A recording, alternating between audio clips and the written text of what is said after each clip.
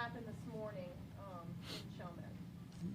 Somewhere around 8 a.m. this morning, deputies responded to several 911 calls of a male subject attacking a female in the 3100 block of Palmetto Drive in Chalmette.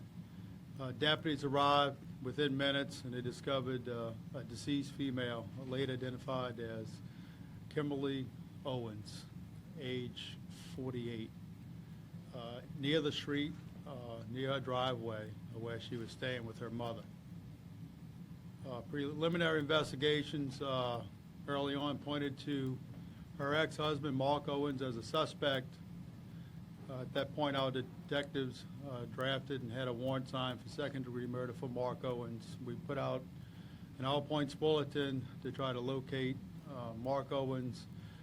Shortly thereafterwards, he turned himself in to our sheriff substation located on Parish Road. He's currently in our custody and charged with second-degree murder. Sheriff, can you talk about the murder weapon that was used in this instance? The murder weapon was located near the scene.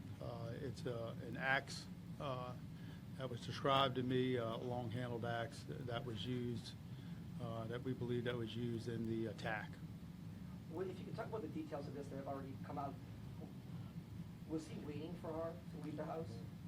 Early indications tell us that he may have been waiting for her to leave to go to work, which was around that 8 a.m. time when she exited the house and was walking towards her vehicle. At that point, we believe the attack happened.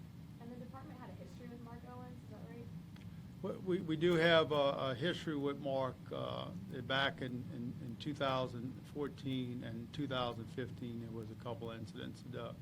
The incident back in 2015, arrest was made. Mark Owens was arrested by the St. Bernard Sheriff's Office. Can you talk a little bit more about that incident? That particular incident, same victim, Kim Owens, who was separated at the time from Mark. They were living at another location in Chalmette. Sometimes during the afternoon, Mark Owens went to her house. She was seated outside of a residence on a swing. He grabbed her by the arm and escorted her into the residence.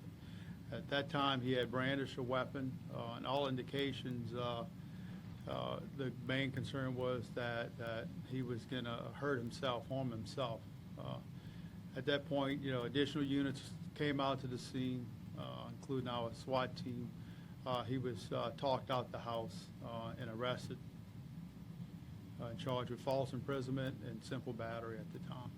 What about the 2014 incident? I know it involved the former parish president. Yeah, there was an incident back in 2014 where Mark Owens had believed that the former parish president and his ex-wife was romantically involved. He had made some threats towards Peralta earlier that morning. As the day went on, Mark Owens was located in a suicide attempt. He apparently had taken some pills, and he was transported to a hospital to be treated for that attempt. But he was never charged. He was just investigated for the... That's correct. He was not charged in that incident. Was there any restraining order? Did she take out a restraining order against him? She did. Shortly after the incident in 2015, a restraining order was taken out and served on Mark Owens. How shocking is something like this for the Chalmette community to happen in broad daylight on a quiet neighborhood street? Well, again, anytime that we have these type of incidents, a homicide is very rare here in St. Bernard Parish. As a matter of fact, the last one that we had was back in March, and that was also a domestic-related murder-suicide. So it's very disturbing to us, and it's very shocking to the conscience of this parish, because these things usually don't happen. And then this particular attack was very brutal. We don't see the likes of these type of things, and we hope we never see the likes of these type of things again. But unfortunately, it happens, and you just have to bring it to its conclusion. And its conclusion today, at this point, just for today, is the arrest of Mark Owens. Has he confessed when he turned himself in? I'm not going to get into those type of details at this point. I want to make sure that the district attorney's office reviews all evidence that we have in this case, and if at any point he further wants to discuss the evidence in the case, I think it'd be appropriate for him to do so when he feels so. Did Owens ever work as a deputy for you? He did. Mark worked for us many years ago. I think his last date working here was back in 2000. He was a correctional officer at the time.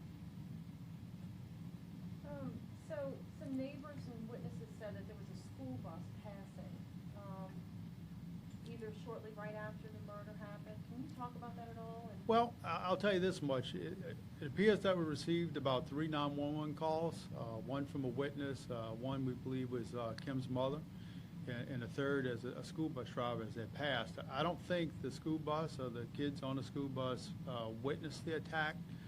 Nonetheless, we have been in touch with the school board personnel and the administration, and I do know that they're making counseling available both for the students and the bus driver. What is the charge? Second-degree murder right now? It is. and you said she had a restraining order against him. She did. Yep, he was served.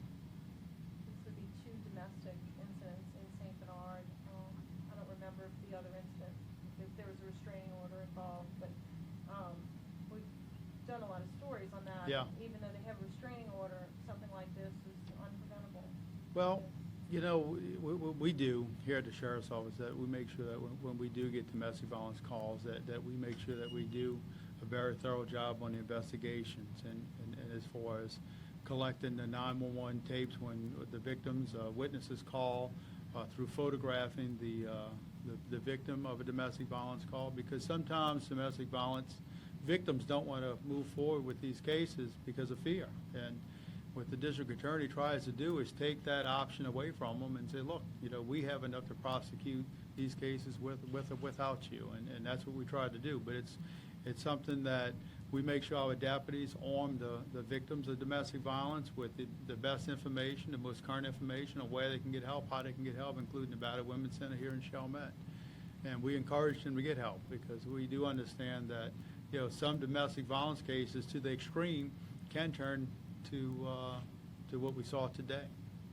Was the victim's mother attacked, or at least part of this, and then got away from him at some point? You know, she was not attacked. You know, if you talk about, you know, how it affects people, you know, the mother witnessed.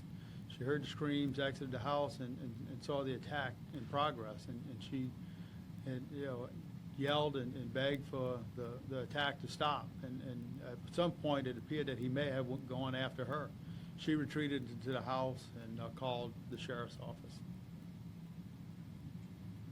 What's next for you, if you don't mind me asking you a question, Mr. McCoach, from a prosecution standpoint? I mean, he's going to have a hearing here. Is it no bond, and how do you move forward with this? Hey, it's just too early. No, I'd rather not. Okay. It's too early in my office. I'm just here to, That's it? Thank Any you. other questions? Thank you. Thank y'all.